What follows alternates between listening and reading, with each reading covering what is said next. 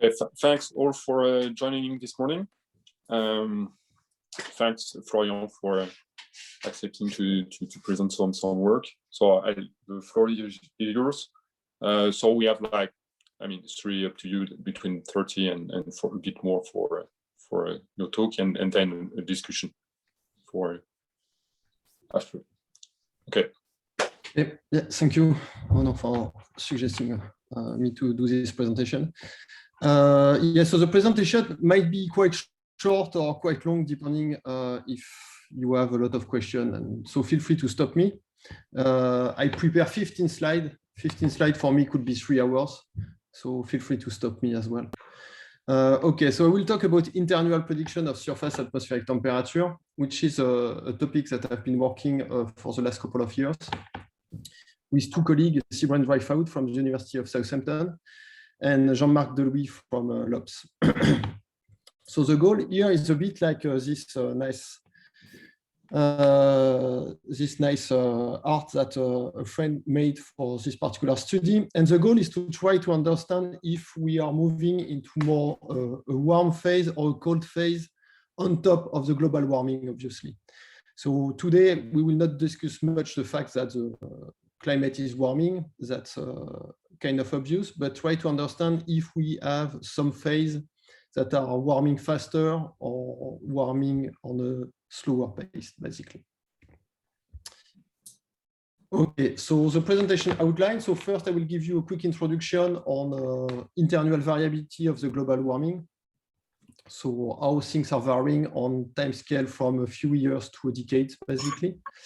Then we will discuss the method that I have applied to do this, to build a prediction system, a quite simple prediction system, but which end up being quite accurate and reliable, which is the use of transfer operators that you probably have heard before.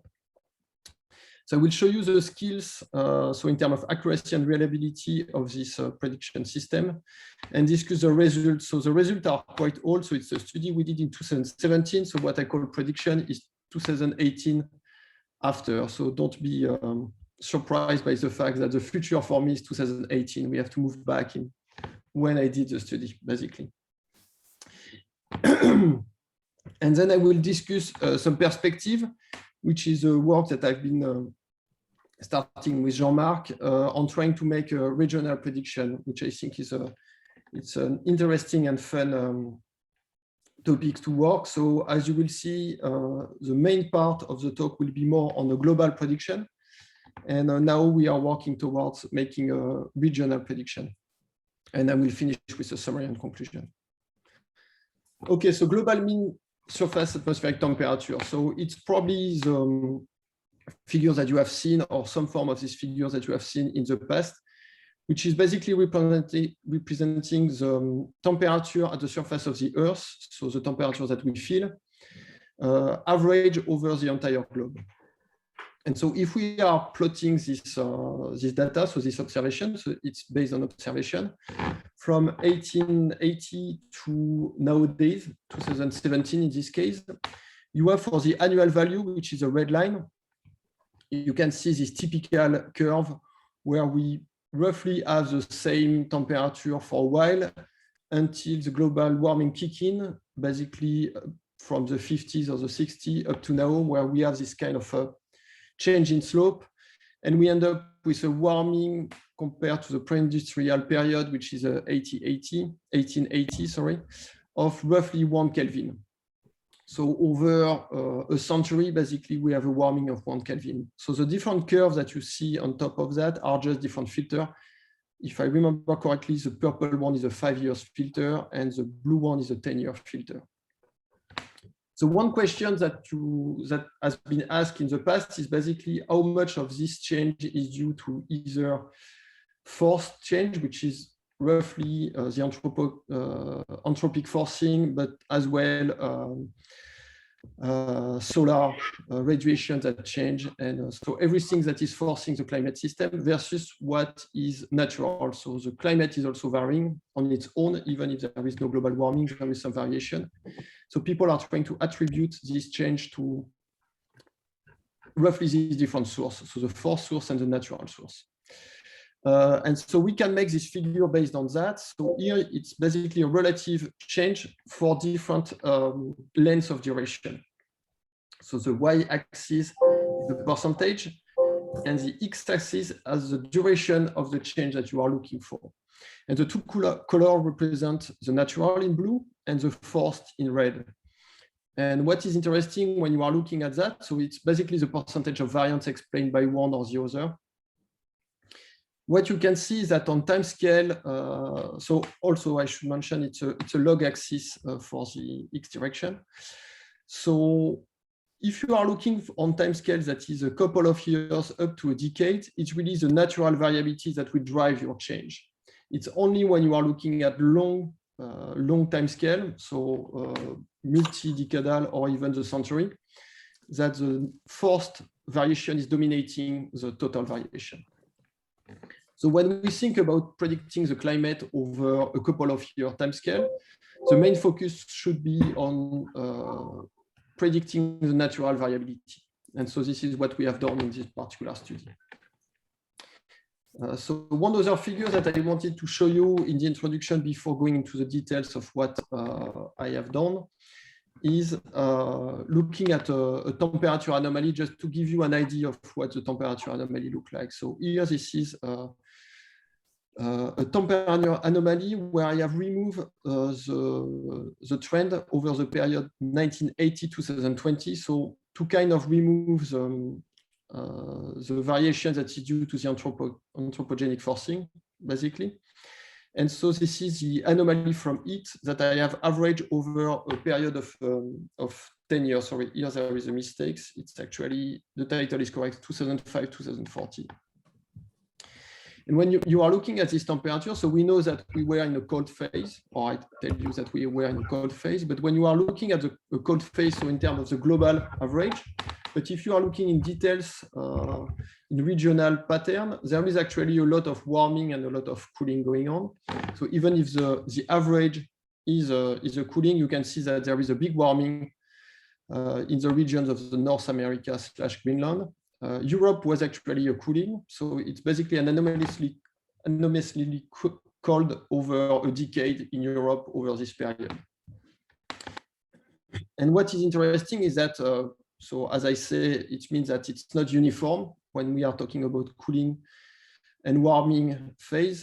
It's not something that is uniform. There is really regional change that are interesting and that are probably more interesting than the global mean when you think about it, because what we feel is actually the local temperature and not some global average. And the second thing is that if you are looking at the amplitude, which is always interesting, what we see is that this kind of 10-year long regional change in temperature have roughly the amplitude of what you have when you are looking at the global mean over a century. So we have maximum value basically that have up to 1 Kelvin, which is typically, if I go back, the typical change that we have feel over the last century in terms of global mean temperature.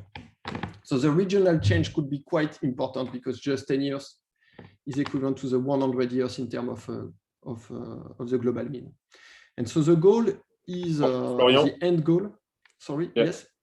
There is a question from two questions. One in the chat, one from Bertrand and one from Joanna regarding the altitude of the atmospheric temperature. And the second one is the way to define the cold and warm phases.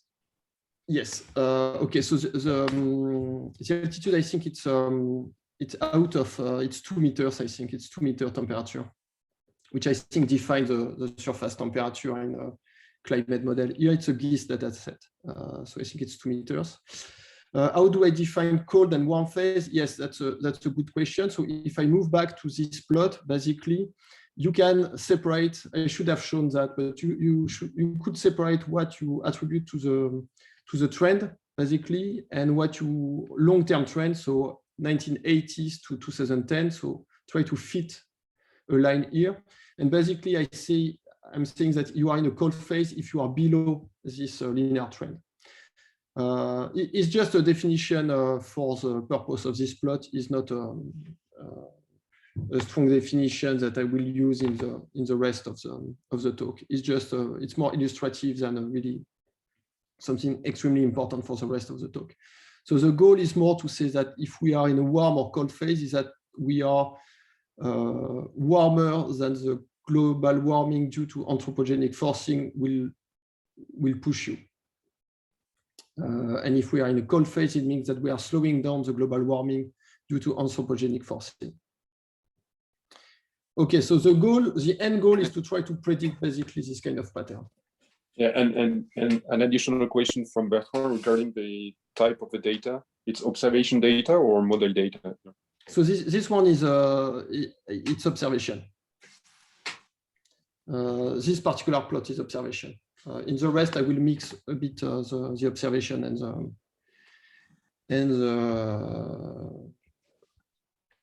the model. Okay, we'll take advantage of both. Okay, so basically there is a societal demand for this near-term climate prediction. What we call near-term is basically this time scale between a few years to up to a decade.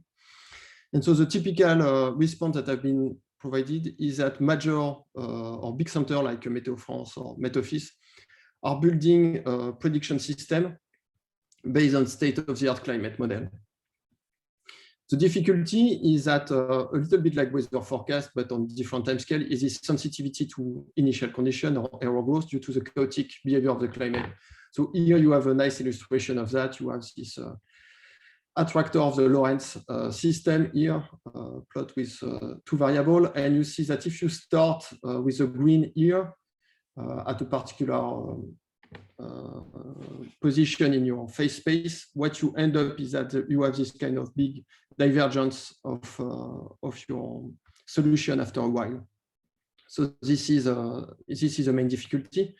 And one of the questions is, could we basically restrict more the initial condition or try to determine for how long we can make prediction before having errors that are too big? So the general scientific question is it possible to make accurate and reliable prediction? And maybe more than is it possible is for how long is it possible to make accurate and reliable prediction? Even if compared to weather forecast for the climate, we still are in the phase of just trying to make, even on short time scale, good prediction.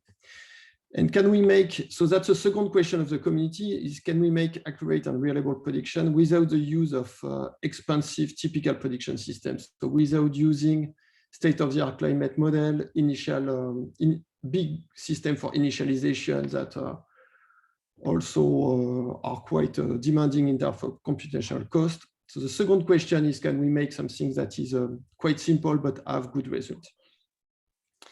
And so the specific scientific question that I will try to tackle in the next couple of slides is that, can we predict internal variation of the global warming? And what will be the temperature? So I use will, even if it's almost the past, what will be the temperature of 2018, 2022, because I was in 2017 when I did the study.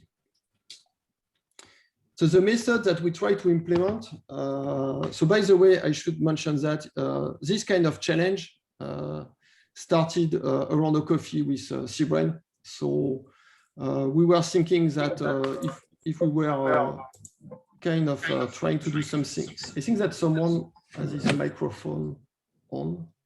I can hear myself.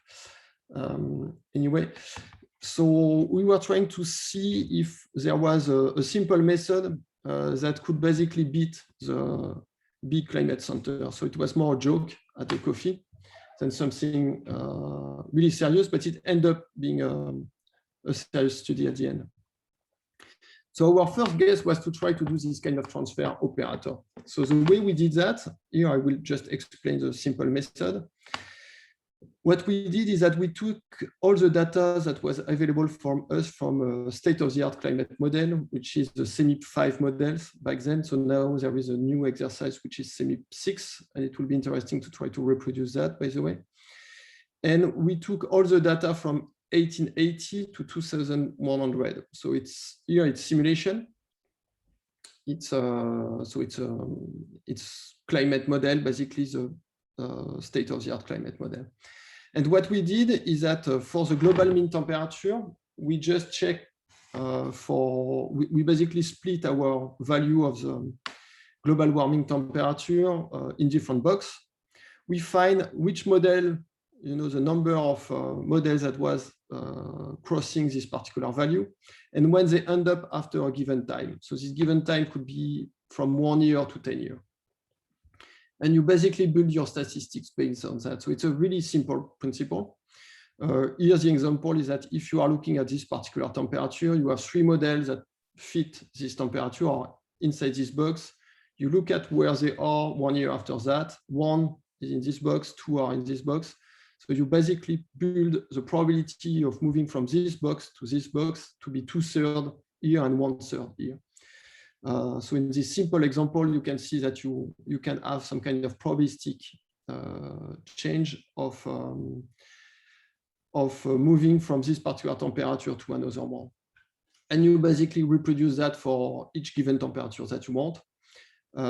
So this kind of transfer operator can be related to some kind of really simple view of analog method, where your analog is basically a box. You define that as a distance to a box. Okay, so that was a method that we imposed. That was quite simple. So just to give you an example of what we have if we impose that. So here you have four different delay. So basically after 1 year, 2 years, 5 years, and 10 years, what I obtain if you start in the blue line, so the blue box here, and the red is what you obtain after this different time scale. And the gray is the climatology. So when you put all the data together for the 200 years that were used. So here is purely a model result.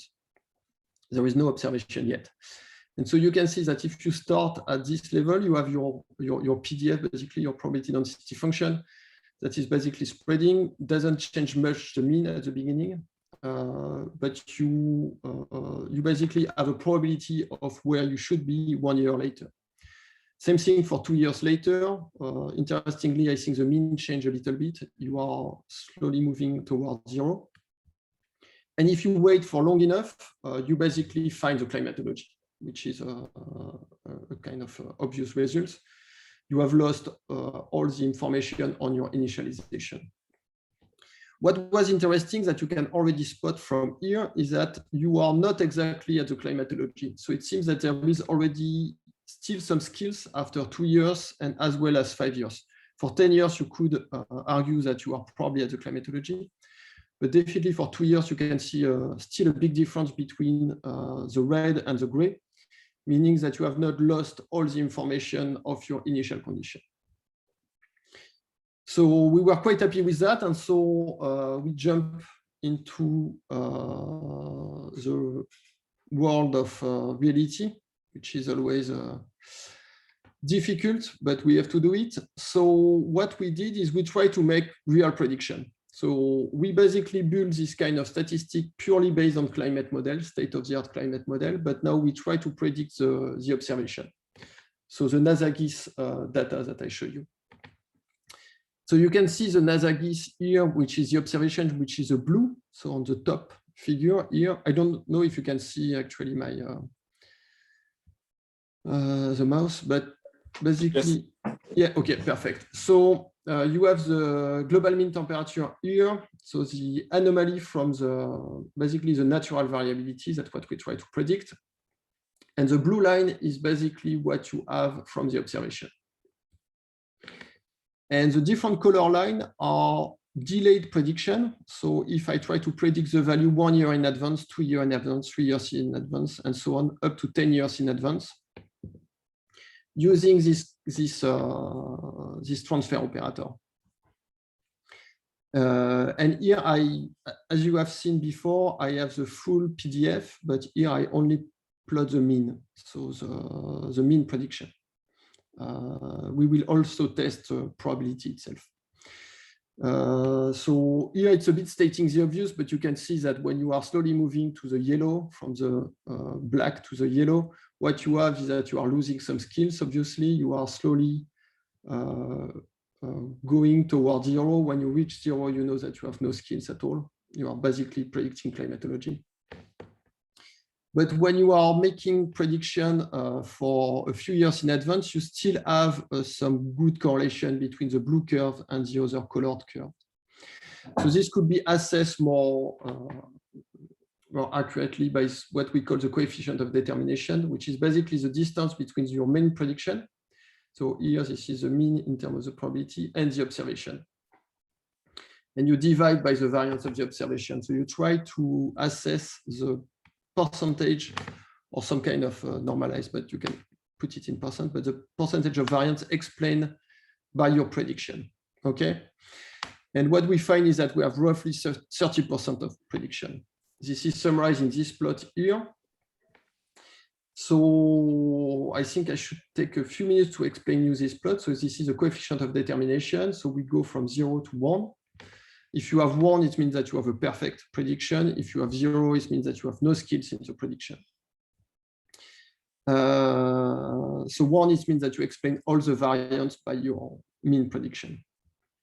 So if you are taking the y-axis, this is different averaging time. So this curve here, it was for 4-year average, but you can filter basically at different averaging time because you can.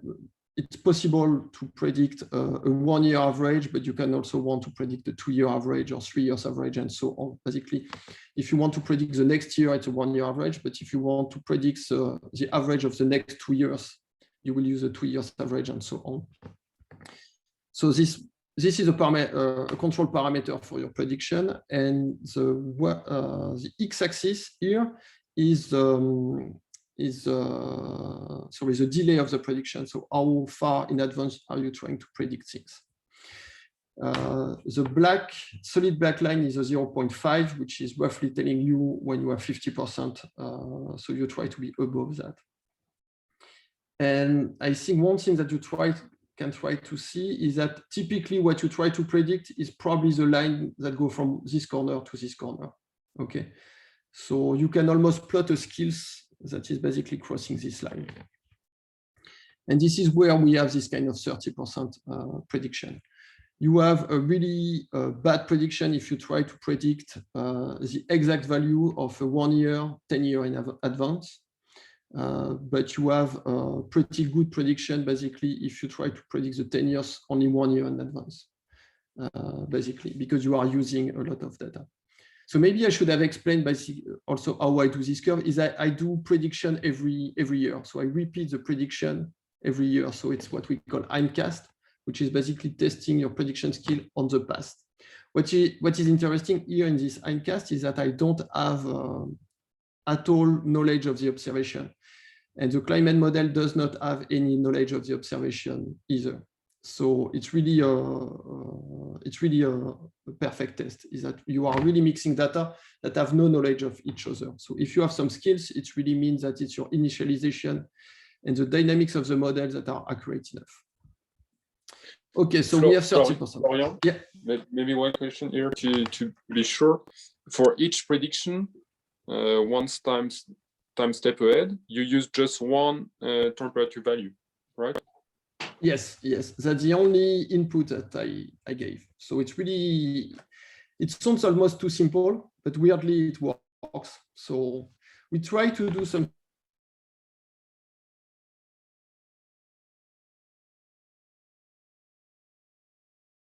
more fancy, but if it was more fancy, what you end up is that because if you have a single variable, it means that your phase space is split in a single direction. And so you have more data to fill your transfer operator. So if basically you have 10 directions in your phase space, you have to divide, or not divide, but it's a power of 10, what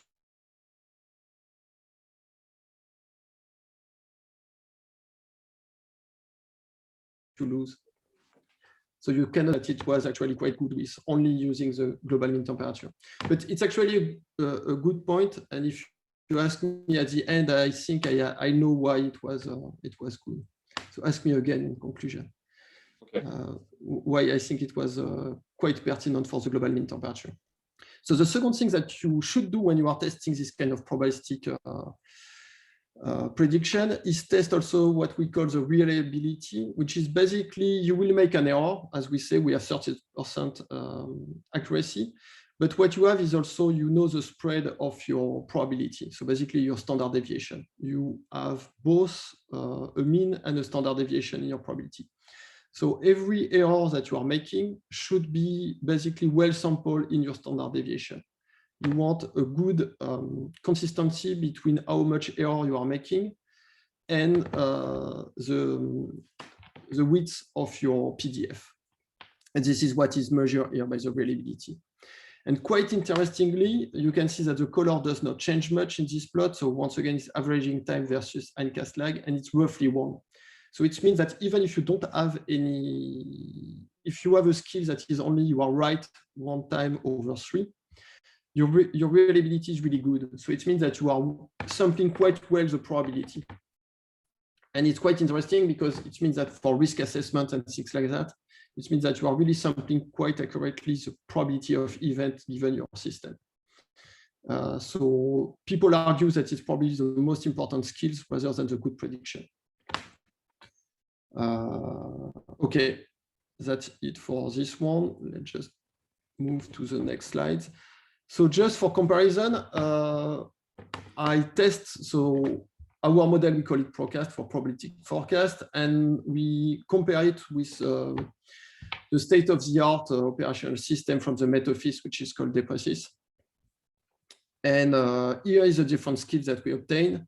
So in terms of the error for 1 to 5 years, we end up with 0.1 Kelvin, where Depresis was 1.5, sorry, 0.15. So we have 15% more, 50% more accurate. The reliability of ProCast is really good. Depresis was quite bad. And the numerical cost, what is interesting is that ProCast, I can run it on my laptop in 22 milliseconds, and Depresis, it took 1 week on a supercomputer. So we are definitely better. So obviously, as any magic trick, there is a trick. The reason why we could run that fast is that all the climate simulations that we use have been done before.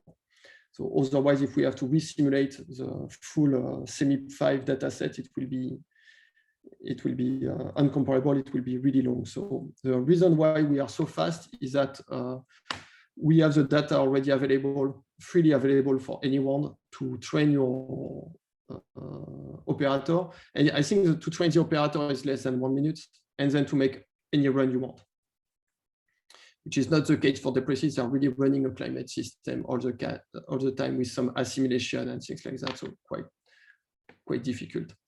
So one of the limits also of ProCast is that we focus on the global mean temperature. As I say, Depresis, for example, provide you with a full map, so the regional prediction as well. So we are not yet able to predict where things occur, and also when, for people that are interested in a shorter time scale, for example. So seasonal prediction are slightly different topics than interannual. That's why I did not focus on that. There is other constraint. So one example that is quite well known is the global warming hiatus. Sorry, there is a typo here. So the hiatus was a phase at the end of the last century where some people argue that the global warming stopped because when you were looking at GMT, so global mean temperature, there was some kind of slowdown of global warming. The reason for that is well known, is that there was this kind of compensation between the natural variability and the forced variability. But it became a challenge to try to predict it as an Hindcast, so retrospectively. So that's what we did. So here, this is a prediction for this period. So basically, 1998 is the year of El Nino, and it's after that that the hiatus period starts. So the blue line here is the observation, and the red is our Hindcast with the mean, the dot, and you have the standard deviation here. So it's quite good. We managed to reproduce quite well, or to predict quite well this particular period. You can see here when you add up the forced change, we were able to sample this or this hiatus period. So we have good qualitative and quantitative prediction. So I think we have 60% accuracy. Correlation is quite good as well. And what is interesting is just to say that it was possible to predict this hiatus. That was kind of, even if it was quite logic back then, it was quite surprising that there was such a long period of slowdown. So we show with our system that it was a likely event. There is other predictive system now that have determined that they will be able to predict this kind of period now. Okay, and just to finish on this part, so this is basically the operational prediction that we did. So in 2017, once again, to predict the 2018-2022 period. So each line corresponds to different predictions. This is for the what we call next year back then, the next 2 years and the next 5 years. So 2018, 2018 to 2019, 2018 to 2022. And you can see basically the probability here. I put the probability of having a warm phase or a cold phase. For the 2 years, it was probably the most emblematic one, where we had this kind of probability of having 2/3 being high and only 1/3 being low, roughly. And one thing that we also suggested is to make the difference with typical year, which is basically the difference with the climatology. So that's the difference between the color bar here and the gray bar. And this is basically to make some kind of risk assessment. You can see that for this particular year, we knew in 2018 that there was a really low chance of having extremely low temperature, basically. And we have a slightly higher chance to have something between higher temperature of medium and intense value. And it's a bit the same thing for the other years, but that's quite interesting things in terms of risk compared to the climatology. A good assessment of that. Okay. So maybe if you have any question regarding this part before I move to the regional one, or I can take the question at the end, as you prefer. Maybe one year. Have you compared to the observation data? Because now we know for 2018 to up to 2020. I didn't do a proper check, but what I see is that we were indeed in a warm phase over the last 5 years. So I think that at this stage, I'm not completely wrong. Okay. But as I say, the good things with the Hindcast is that we are already testing in a fully operational framework here, because I didn't use the observation to build my transfer operator. So testing the future is not really worse or easier than testing the past in this framework. So here you are doing your statistic over 100 years. So it's probably better than really just doing it for one particular couple of years. I would need to double check, but I think, yes, we were in a warm phase. Okay, something that is quite fun, so I wanted just to mention it. I can give you the explanation later if you want. But there is something that is quite fun when you are doing predictions, especially in climate, is you end up with having this kind of difference in skill. So that's the same plot that I plot you before, averaging time as a function of the Hindcast lag. So the delay between your initialization and your prediction. And here that's the difference if you are looking at your skills when you are trying to predict the observation, or if you are trying to predict a model. Where I remind you that the model was what was the transfer operator trained on. And what you end up is that you have always almost positive value, meaning that it's better to predict observation that you don't use in your training process than predicting model. So that's what people call the signal to noise paradox. And you end up with being 30% up to 30% more accurate in predicting the real world than predicting yourself, which is the model. So it's a quite interesting and peculiar property of climate system. But it occurs quite often. Sorry? Yeah, there's a question from Yikun regarding the impact of COVID. Yikun, could you restate your question, please? Yeah, just curious. So you have a prediction of the global mean temperature from 2018 to 2022. Wonder if you see that there is an impact of because in 2020 it's different, right? Because of COVID, there are many lockdowns and human activities are fewer than normal times. So do you see if there's a impact? The difference of the real data in real data? For example, maybe you have a different. Maybe the difference in the global temperature between the real data and your predictions is different in other years. Yeah. So I didn't check the data. That's a short answer. The other things would be that yes, definitely. I mean, there was less plane, for example. So probably the temperature was not changing at the same pace. But here, I'm really focusing on the natural variability, not so much on the forced variability. So I don't think that I could predict anything like that anyway. But what you point is quite interesting, because the first plot that I show you was about the fact that the natural variability was dominating on interval timescale. So from one year to the next one. That's probably not true for 2020. I will need to check the data, but I can imagine that there was so much impact in terms of on how we change our way of living, that it's possible that the forced variability has also a strong impact on a short time scale over this particular year. So it's interesting to see that you could have also some forced change that are acting quite quickly. I don't know if I answer fully your question. Yeah, I understand your prediction is more about the natural nature. So I was wondering, so maybe in other years your predictions match the real data better than in 2020. Whether this is it the case in your study? So I think you are probably right. I didn't check. You're probably right, but once again, I didn't check compared to the total variability, but only the natural variability.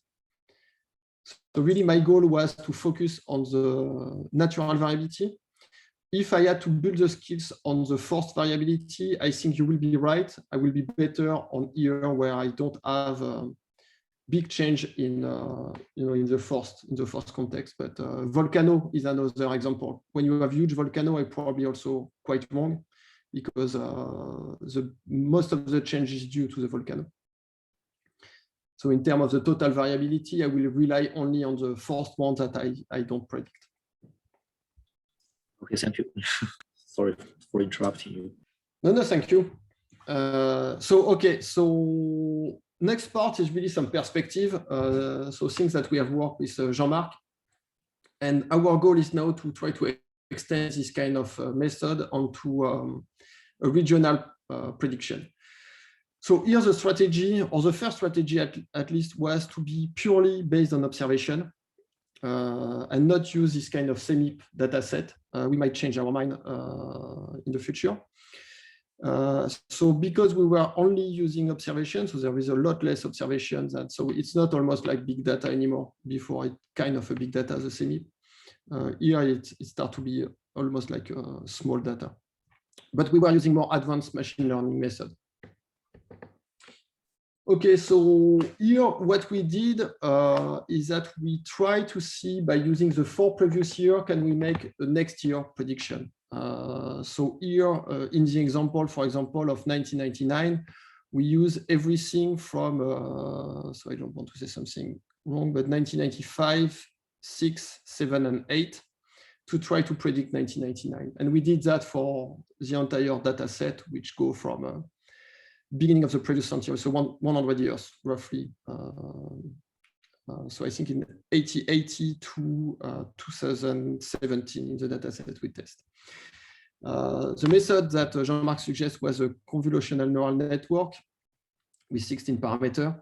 And here, this is the prediction we obtain in the training database. So we have to be careful. We expect to be kind of right in the training database, but that's just to give you what we are trying to do. Okay, so here, you can recognize here South America, North America, if you have trained eyes to looking at a map of the world. But this is the data 1999, 2000, 2001, and this is a prediction that we obtain for using our neural network. And you can see that it's not perfect, but we definitely see some skills. So we were able to reproduce this variation at least. You can see that the cooling in the North Pacific, for example, was well represented here. Same thing with here, which is basically predicting some kind of La Nina period here.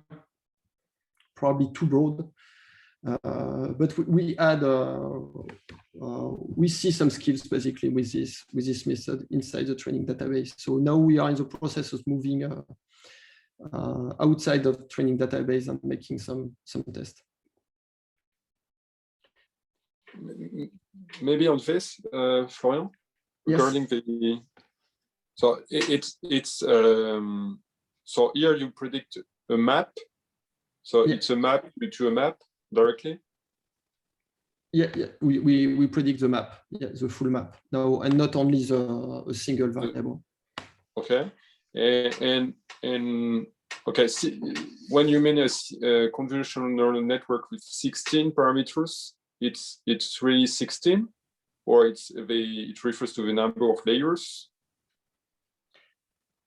Because you mean because of the color? Very few. So you mean because of the color, the three?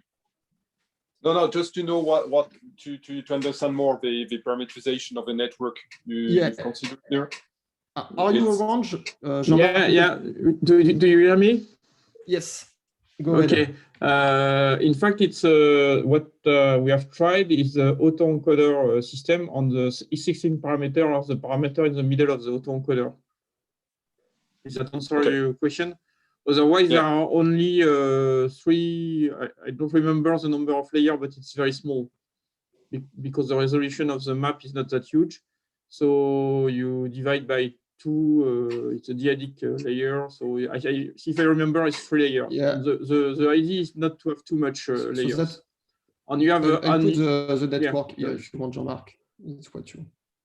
Oh, thank you, because I don't remember. And you have a first layer, but it's just for interpolation because you have a lack of information on some point of the Earth surface. So the main system is the autoencoder system in the middle. Okay, so you go down to 16, a vector of 16 features to represent the global map. Yeah. And one thing which was funny is you found some connection between the parameter and the structure you see in the map, like El Nino, for instance. So this is the 16 parameters here plotted. And you can see that, for example, the second one looks like an El Nino. Yeah. So you have this big warming in the Pacific. And you see the variation. Sorry? That's a reconstruction just using one parameter of the 16 one. Yeah, yes? So it's exactly. So it's not exactly yeah. And it's funny to have a look also on the time variation of each parameter. So, but it's a really preliminary work, I think. So. Okay, and as inputs here, you use just one year. But the data of the map for 1 year or 4 years? 4 years, so 4 map. Okay. And there's a reason for 4 or just the first test? No, that was a starting point. It's a power of 2. Yeah, we don't have a good, at this stage, we don't know what is the best method, or we are just trying. So the reason I think we use 4 is to have enough independent tests, because we were in this kind of observational data set and we have basically 100 maps. So it's not a lot. So if we move to the CMIP, I think we could make more tests because we will have a lot more map with all the members and all the different models. Okay.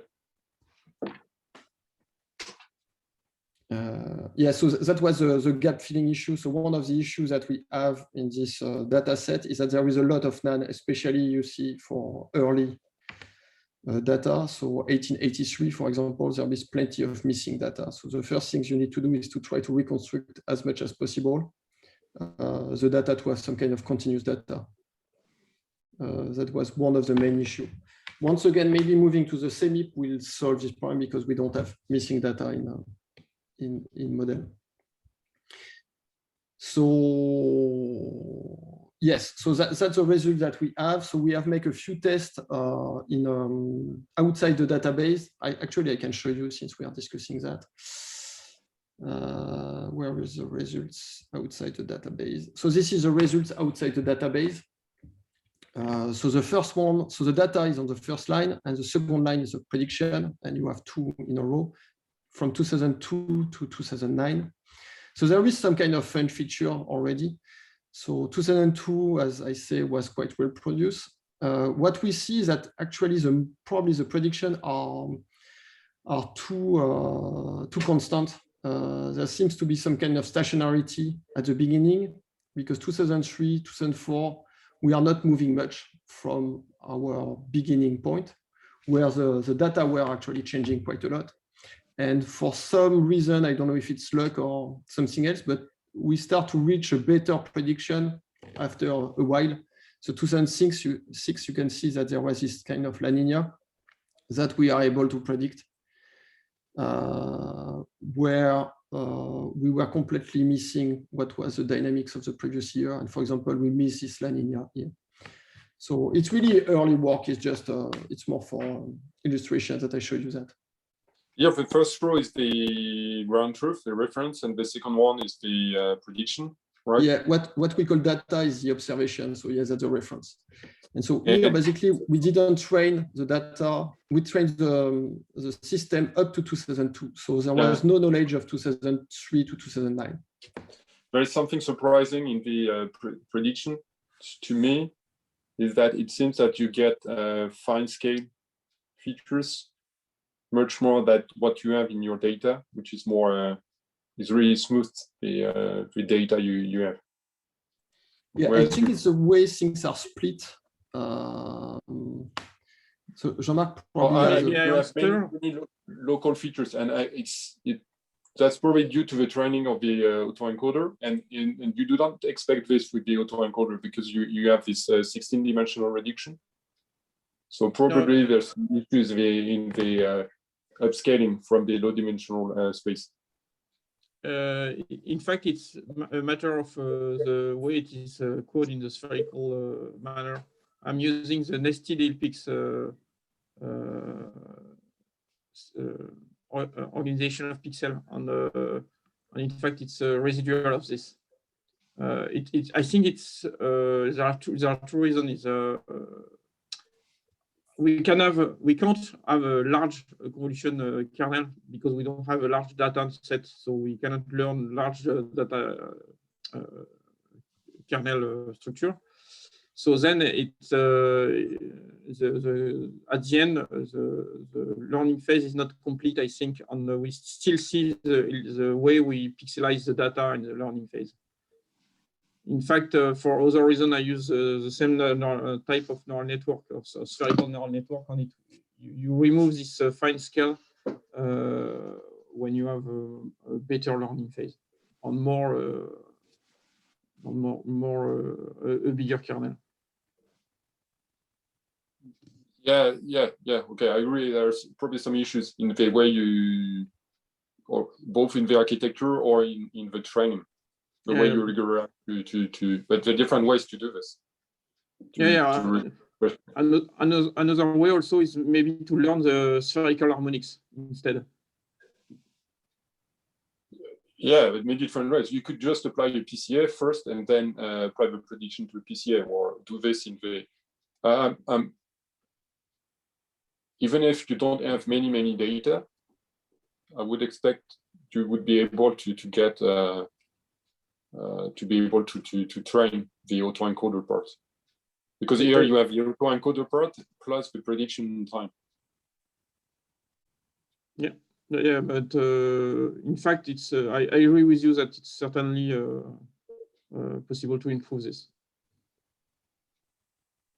because we know the spectral structure of the answer, so we should not have this structure.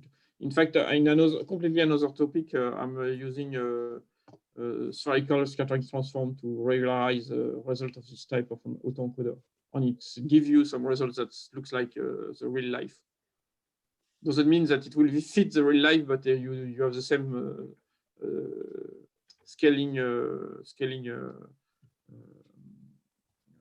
cascade, scaling ratio. Yeah. But it's really what you expect from the low-dimensional representation. So if you do not get this, it means you haven't enforced sufficient constraints in the training for this. Yeah, I agree. I don't know if it's really an issue, but no, but it should not be like that. I agree with you. So all this study was really a first step, and I think that we agree that probably moving to the CMIP data set will also solve a lot of problems, because we will not have this kind of filling data problem. You can see that when you apply actually the filling, the structure you can see the pixel already coming from the way the data is filled. So it was really just a first step to see if there was something to do. We were quite happy with what we had, given the number of data and the time that we spent on it, to be honest. So it's a direction for future work. So let me summarize what we have done. So we have looked at interannual prediction of surface atmospheric temperature. So we have a good method to predict the global mean temperature, which is the system Procast. We have developed a simple, accurate, and reliable method. And what we find is that we were moving towards, so back then, anomalously warm period for 2018-2020. So this is a paper that was published then. And the perspective is to try to, which I think is really a nice challenge. It's probably more interesting than the global mean temperature when you think about it. It's moving to regional prediction. So it's what I call Procast 2.0. We have preliminary results that are quite encouraging, even if we are using the observation to make it, so a slightly different direction. So there is two possible directions. One will be purely observation driven, but it means that we won't have a big data. Basically, we will have almost like small data, especially with all the NaN, or train using the CMIP6. So the CMIP6 is interesting because it's a lot of data, but then you have this kind of issue that you are training your system to predict something that is different, meaning observation are not climate model. But for global mean temperature, it worked well. There is reason to think that it worked well for global mean temperature, but might not work that well for regional temperature. There is physical reason for that. So the two options, I think, are still open question. And I will stop there. And thank you all. Thanks a lot, for maybe one comment regarding the way you contrast training from observation versus model data.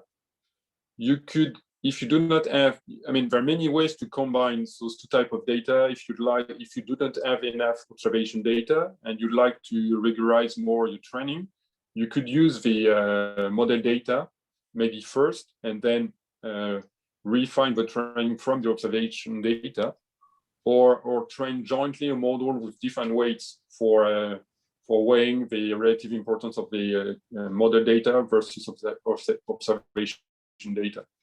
I don't know if it's clear, but you make truly benefit both from model data and observation data. Yeah, that's probably something you gain from networks. And for example, regarding the dimension reduction stuff you may only use the model data just to know how to rebuild the global map from the 16-dimensional representation.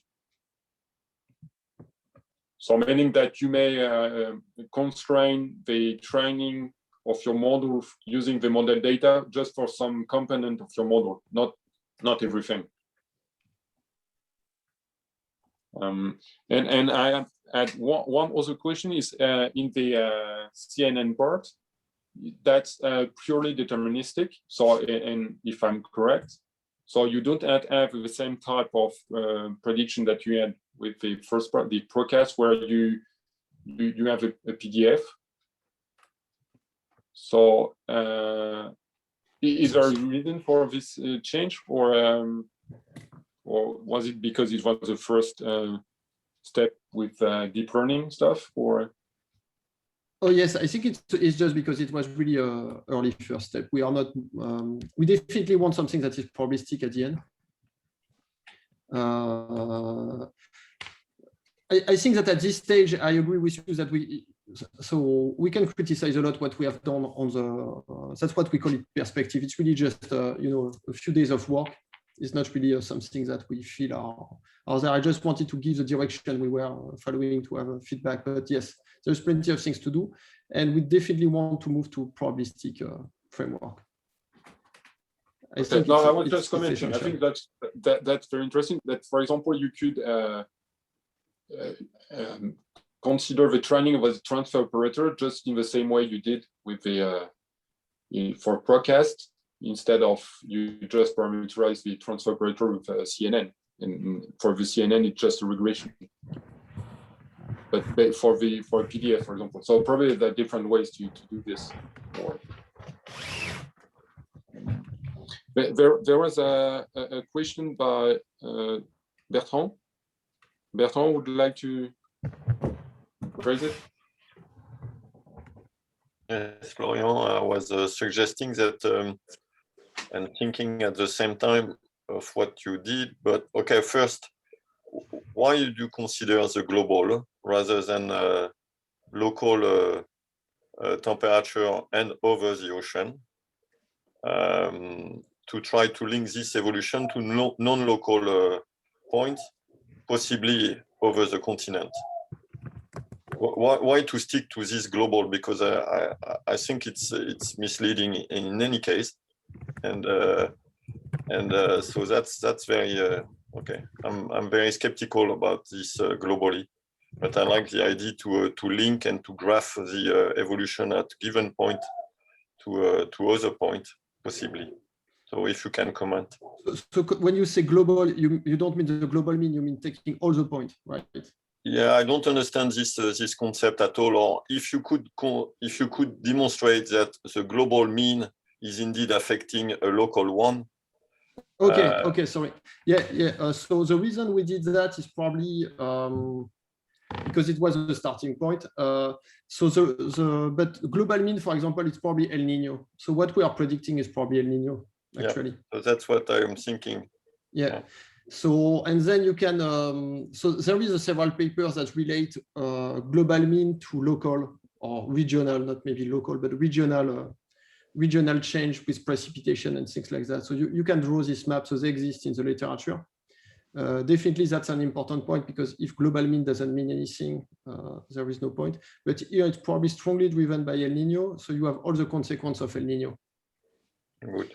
The second point is that we did this in the same study. We did also a global mean ocean temperature, surface ocean temperature, and we had slightly better skills. So I didn't present that here because I find it a bit repetitive for presentation. Because to go back, and just as a comment, to go back to okay, so there is no air-sea temperature difference. So what you have over the ocean from your global data, as you say, is only SST plus 1.2 degree. So this is a constant at 2 meters, and because there is no measurement of the air temperature. Yeah. So it's just so you make mistakes by doing it. That's all. Okay. So what we did is also we did the global mean sea surface temperature, and we had slightly better skills. Yeah, so this I could believe it. Yes. Yeah, but what we find is that it's also important to show for atmospheric temperature, because as some people say, we are not fish. But that's a debate. I'm an oceanographer, so I like sea surface temperature. Yeah, and sea surface temperature embed all the radiative transfers that you cannot solve anyway. So, and unless you are on top of the atmosphere, so you should relate top of the atmosphere to the SST, but in between it will only be a model driven. So it's difficult. So top of the atmosphere, it's okay. And sea surface temperature is okay. In between, there is nothing.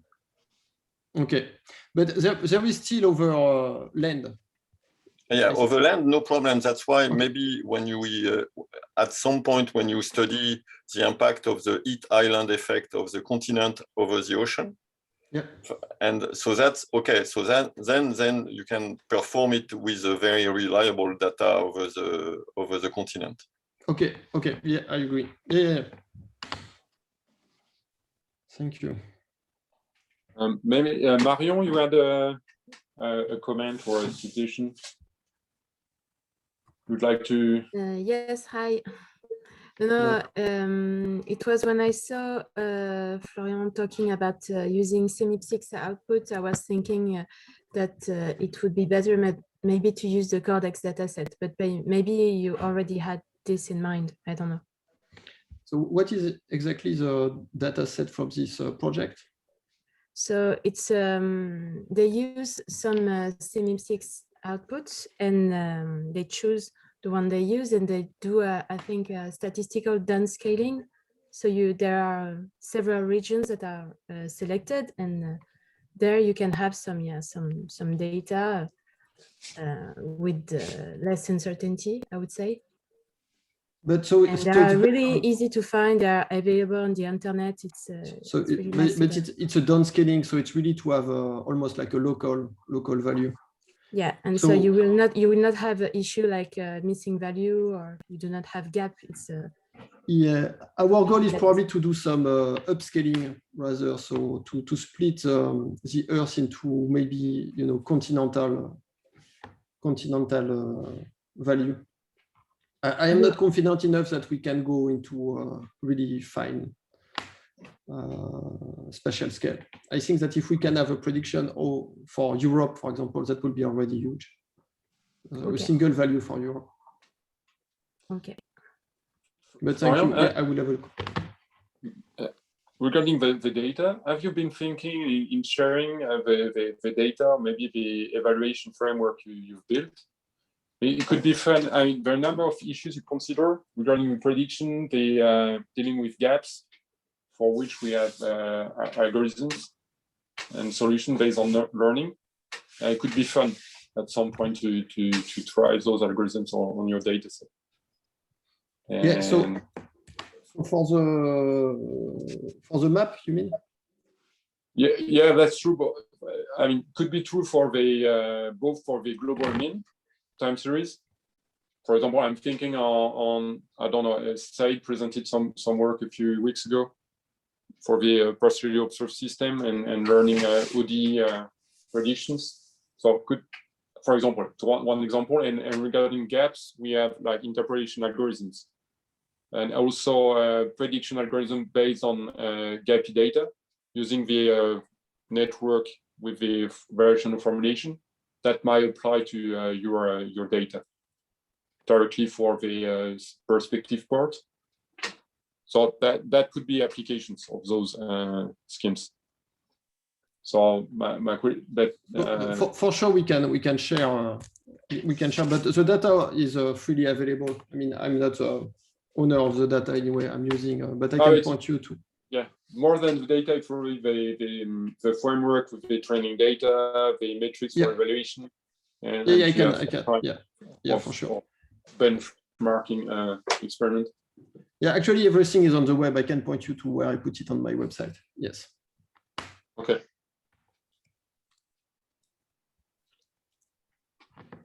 I don't know if there are other questions or comments.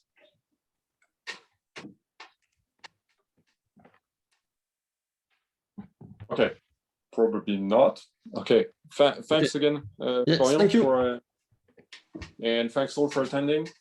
The next session would be in 2 weeks with Jonathan Oula, more on modeling issues. And next Tuesday, there is Melody Oceanic Station more sub-grid scale modeling. All information are on the website or the Oceanic webpage. You can find it. So thanks all for attending. See you soon and have a good day. Bye. Thank you. Bye. Bye.